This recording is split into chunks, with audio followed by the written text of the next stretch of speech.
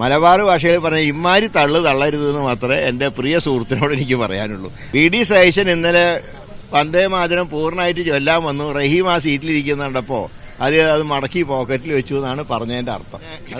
ഇന്നലത്തെ ഒരു രസകരമായൊരു പ്രസ്താവന എൻ്റെ ബഹുമാന്യ സുഹൃത്ത് ശ്രീ റഹീമിൻ്റെ ഭാഗത്തുണ്ടായി. അദ്ദേഹം പറഞ്ഞു, കോൺഗ്രസ് ഭരിച്ച 3 സംസ്ഥാനങ്ങളിലും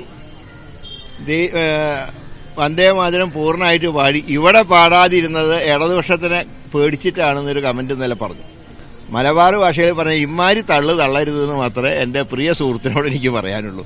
അതായത് വി.ഡി. സതീശൻ ഇന്നലെ വന്ദേ മാതരം പൂർണ്ണമായിട്ട് ചൊല്ലാൻ വന്നു. റഹീം ആ സീറ്റിലിരിക്കുന്നുണ്ടപ്പോൾ അത് മടക്കി പോക്കറ്റിൽ വെച്ചു എന്നാണ് പറഞ്ഞതിൻ്റെ അർത്ഥം. അതാ ഞാൻ പറഞ്ഞു, ഇമ്മാരി മലബാർ ഭാഷയിൽ ഇമ്മാരി തള്ളരുത് എന്നാണ് അദ്ദേഹത്തോട് പറയാറ്.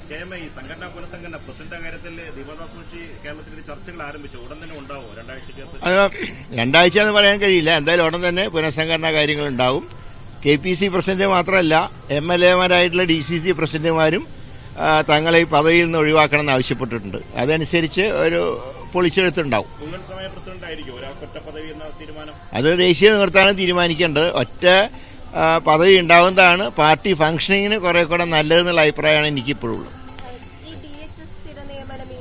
ഇല്ലല്ലോ, കമ്മിറ്റിയെ നിയമിച്ചിട്ടുണ്ടല്ലോ. കമ്മിറ്റി റിപ്പോർട്ട് വന്നാൽ നിയമിക്കും.